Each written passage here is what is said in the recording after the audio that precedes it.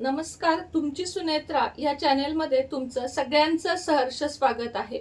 सर्वप्रथम तुमच्या सगळ्यांचे मनापासून आभार की तुम्ही धन्यवाद की तुम्ही मला अगदी अवघ्या 2च दिवसात आपली 1000 फॅमिली पूर्ण झाली. सबस्क्रायबर नाही म्हणणार, आपण फॅमिली आहोत आणि आपल्याला एकत्र पुढे जायचं आहे. अनेक असे सेवा, उपाय, सण, उत्सव आणि धार्मिक गोष्टींची माहिती आपल्या चॅनेलमधून तुम्हाला बघायला मिळेल. आजची माहिती सुद्धा खूप जास्त महत्त्वाची आहे.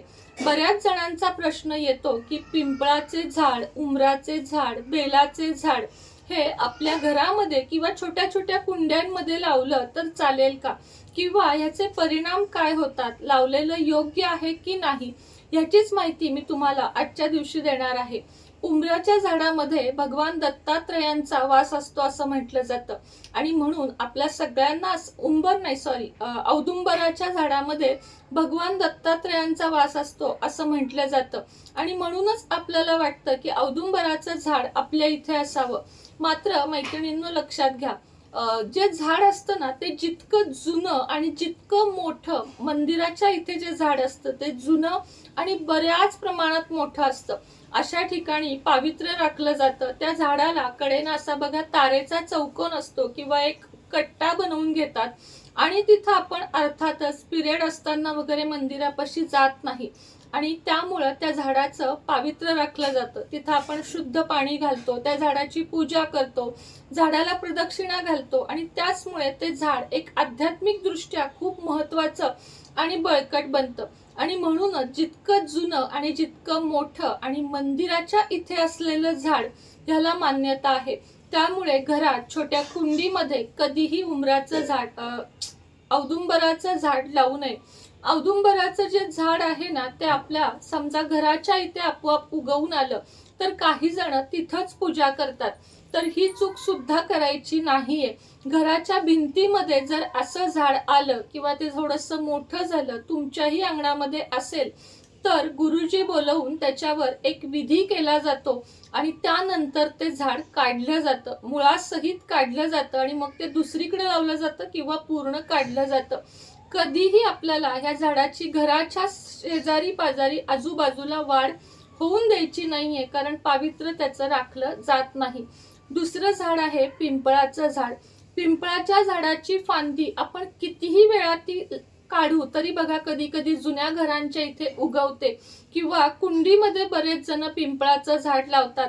कधीही कुंडीमध्ये पिंपळाचं झाड लावू नये, कारण पिंपळाच्या झाडावर जशी माता लक्ष्मी असते, भगवान विष्णू असतात, देवी देवता असतात, तसेच पिंपळाच्या झाडावर पितृ देखील असतात आणि म्हणूनच या झाडाची मान्यता शेत, मोकळी जागा, रस्त्यावर अशा ठिकाणी असते, ना की ती घरामध्ये असते. म्हणून तुम्ही जरी कुंडीमध्ये पिंपळाचं झाड लावलं असेल किंवा तुमच्या घराच्या इथे पिंपळाचं झाड आलं असेल तर त्याची तुम्ही विधिवत पूजा करा आणि त्यानंतर ते झाड एखाद्या मोकळ्या जागी किंवा मंदिराच्या शेजारी जाऊन लावून या. पिंपळाचे झाड सुद्धा कुंडीमध्ये, गॅलरीमध्ये किंवा घराच्या इथं कुठं मोठं उगवलं असेल तुमच्या की तुम्ही ते आत्ता काढू शकत नाही, अशा वेळेस जवळच्या गुरुजींचा सल्ला घ्या आणि घरापासून साधारण 5 फूट ते लांब असेल तर तुम्ही ते राहून दे, अन्यथा ते काढून टाका. अजिबात पिंपळाचं झाड ठेवू नका. तिसरं झाड म्हणजे वडाचं झाड. बऱ्याच लेडीज वटपौर्णिमेची पूजा करण्यासाठी म्हणून वडाचे झाड कुंडीमध्ये लावतात. मला सांगा, एक लहान बालक आणि एक वृद्ध व्यक्ती याच्या बुद्धीमध्ये कितीतरी फरक असतो, त्यांच्या परिपक्वतेमध्ये फरक असतो आणि त्याच पद्धतीने झाडामध्ये सुद्धा फरक असतो. वडाची फांदी किंवा वडाचं बोन्साय रोप याच्यामध्ये अशी कोणतीही एनर्जी नसते जी 200 वर्ष 100 वर्ष जुन्या वटवृक्षामध्ये असते. म्हणून वडाचे झाड देखील तुम्ही लावले असेल तर ते शेतात लावून या.